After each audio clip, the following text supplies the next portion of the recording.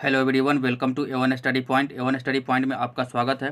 Friends, आज के इस वीडियो में हम लोग भारत की प्रमुख नदियों से रिलेटेड मोस्ट इंपॉर्टेंट क्वेश्चंस को देखेंगे, जो कि आपके आने वाले सभी परीक्षाओं के लिए काफ़ी हेल्पफुल रहने वाला है। तो आप इस वीडियो को अंत तक जरूर से देखिए, और जो लोग भी यहाँ चैनल पर नए हैं प्लीज़ चैनल को सब्सक्राइब कर लीजिए और बेल आइकन को भी दबा दीजिए। चलिए आज का पहला क्वेश्चन देखते हैं।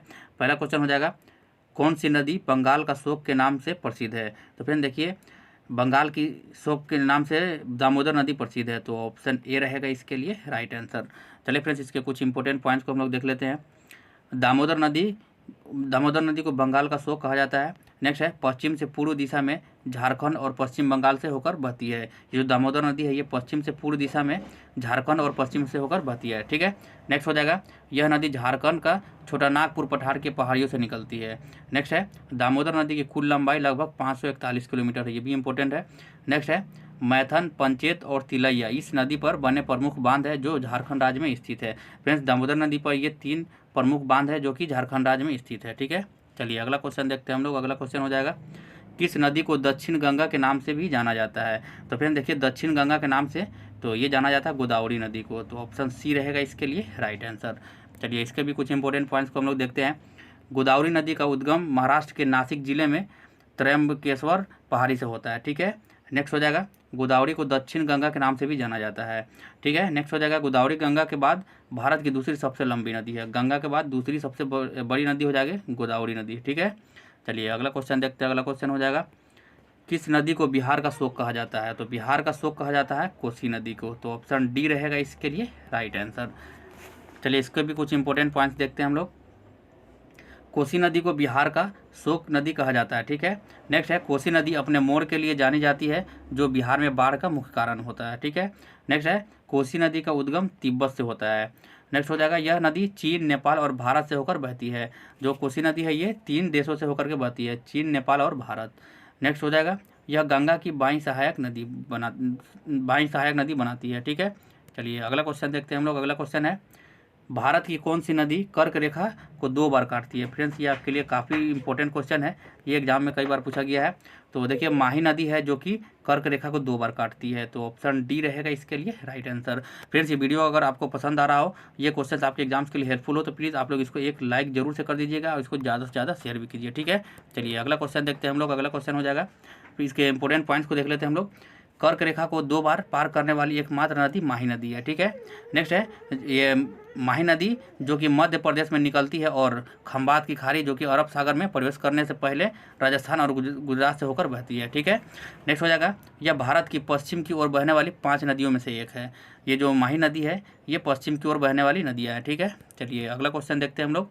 अगला क्वेश्चन हो जाएगा, विश्व का सबसे ऊंचा रेल पुल किस नदी पर स्थित है? फ्रेंड्स, ये भी इंपॉर्टेंट क्वेश्चन है। तो विश्व का सबसे ऊंचा रेल पुल जो कि चेनाब नदी पर स्थित है, तो ऑप्शन ए रहेगा इसके लिए राइट आंसर। चलिए इसके भी इंपॉर्टेंट पॉइंट्स को हम लोग देख लेते हैं। चेनाब नदी पर बना रेलवे पुल 3 किलोमीटर लंबा और 1178 मीटर ऊंचा है, ये इंपॉर्टेंट रहेगा आपके लिए। नेक्स्ट है, जम्मू कश्मीर के 2 हिस्सों को जोड़ने वाले इस पुल का एक हिस्सा जो कि है रियासी में है और दूसरा हिस्सा है उधमपुर के बक्कल में है। ठीक है, नेक्स्ट है, यह पुल पेरिस के आईफल टावर से 35 मीटर भी ऊंचा है, ये भी आपके लिए इंपॉर्टेंट रहेगा। चलिए अगला क्वेश्चन देखते हैं हम लोग। अगला क्वेश्चन है, भारत की किस नदी को लवणीय नदी कहा जाता है? तो फ्रेंड्स, भारत के किस नदी को, तो ये हो जाएगा लूनी नदी, इसको लवणीय नदी भी कहा जाता है, तो ऑप्शन ए रहेगा इसके लिए राइट आंसर। चलिए इसके भी इंपॉर्टेंट पॉइंट्स देख लेते हैं। लूनी नदी जिसका प्राचीन नाम लवणवती था। ठीक है, याद रखिएगा, लूनी नदी का प्राचीन नाम था लवणवती। नेक्स्ट है, भारत के राजस्थान और गुजरात राज्यों में बहने वाली एक नदी है। ये जो लूनी नदी है ये भारत के राजस्थान और गुजरात राज्यों में बहने वाली नदी है। नेक्स्ट है, यह अरावली पर्वत के निकट अजमेर जिले के नाग पहाड़ी से निकलती है जो कि दक्षिण पश्चिम क्षेत्र में अजमेर, नागौर, पाली, जोधपुर, बाड़मेर, जालौर राजस्थान में 330 किलोमीटर बहती हुई गुजरात में कच्छ के रण में मिल जाती है।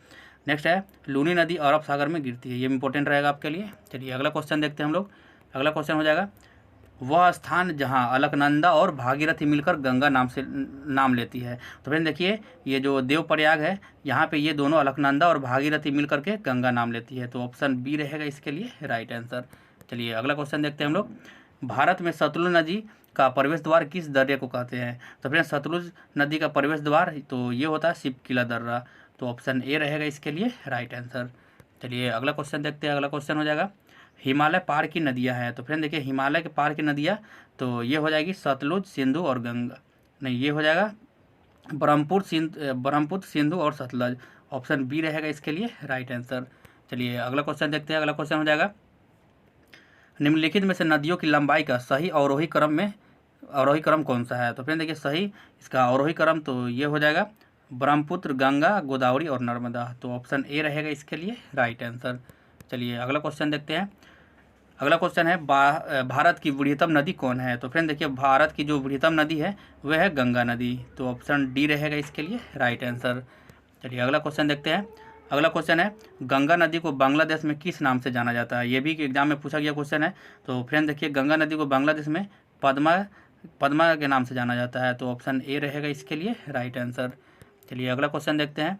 अगला क्वेश्चन है, गंगा एवं ब्रह्मपुत्र की संयुक्त जलधारा किस नाम से जानी जाती है?